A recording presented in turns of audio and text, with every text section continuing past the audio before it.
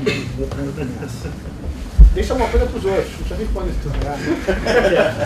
Então, vou fazer uma resposta panorâmica aqui. Tá? Qual é a melhor linha de política externa? Né? Certamente, o Brasil não é uma Costa Rica. Você tem uma política externa igual a da Costa Rica e sofreu de uma síndrome de Costa Rica. Né? Parece que é o que a gente está querendo ter próximo governo. Certamente não é a melhor política externa para o Brasil se alinhar automaticamente com a China e vender commodities para a China, aproveitar o efeito preço, o volume da China para especializar mais em commodities, não é também, né? Não é uma política externa razoável. Né? Tampouco se alinhar automaticamente com os Estados Unidos, onde, falamos, a gente vai enfrentar alguns limites. Né? Então o Brasil tem que buscar uma política externa autônoma, né? Eu diria que é pragmática. Né? O Geisel chamava de pragmatismo responsável, na época do João Goulart era política externa independente. Né?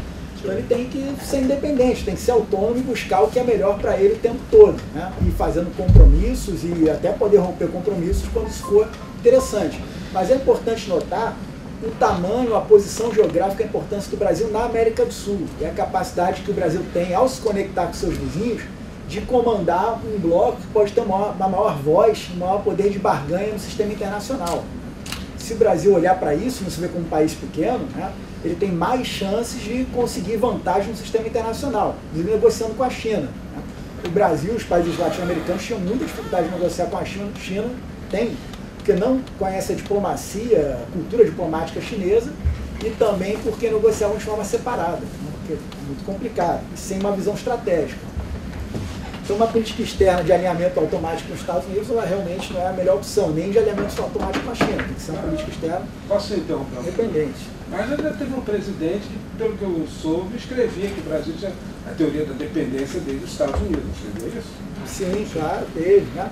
E ele praticou isso quando foi presidente. Então, aí a gente vê qual é o papel do BNDES, indo para a última pergunta aqui para a volta. O papel do BNDES numa agenda de livre comércio, né? A agenda do presidente Fernando Henrique Cardoso era uma agenda de liberalização econômica, uma agenda em que comprava a agenda de Washington no campo da segurança, né? As Forças Armadas deveriam se focar no combate ao narcotráfico, a agenda da OEA, da Organização dos Estados Americanos, e qual era o papel das Forças Armadas, né? Foram sucateados, né? E qual era o papel do BNDES? Participar de privatizações, né? Era no desenvolvimento. Então não era a mesma experiência que a gente vê, por exemplo, nos Estados Unidos e que a China copiou, vem copiando, né, e países mais avançados têm, de conectar a questão industrial com a questão militar, com a questão do desenvolvimento, conectar o complexo industrial militar ao complexo da saúde, porque tem muitas tecnologias em comum, e tendo mecanismos de financiamento favoráveis e preocupados com isso, do ponto de vista estratégico, não do lucro econômico, né, nesse sentido.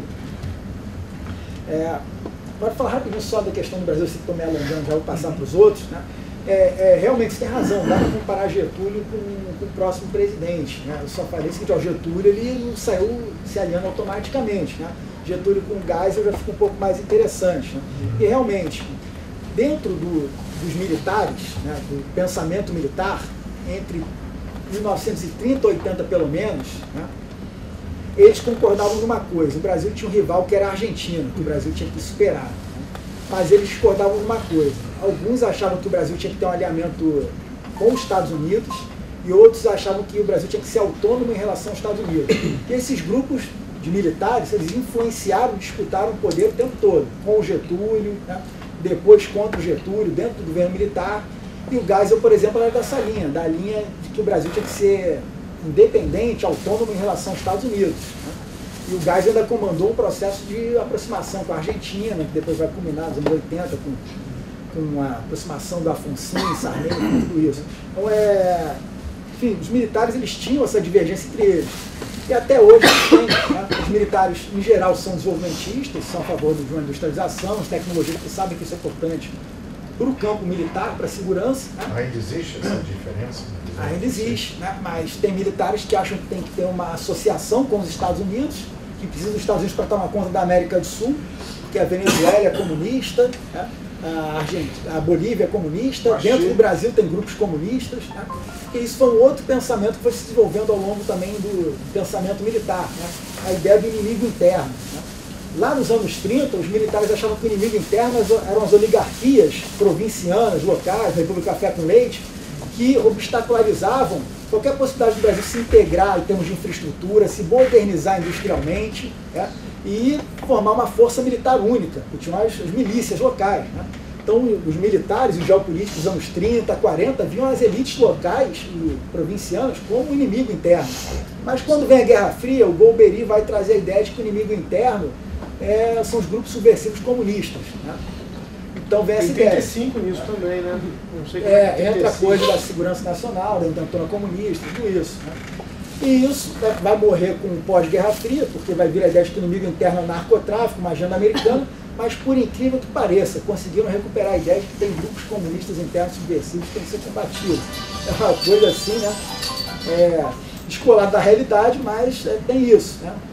Então é interessante como tem essa coisa do pensamento militar, tão na disputa do poder no atual governo, e isso tem uma conexão com o papel do BNDES, com o papel da indústria, com o papel do desenvolvimento tecnológico, tem uma relação com tudo isso. Né? Então eu vou parar por aqui para não me alongar. Tem militar assistindo o Olavo de Carvalho.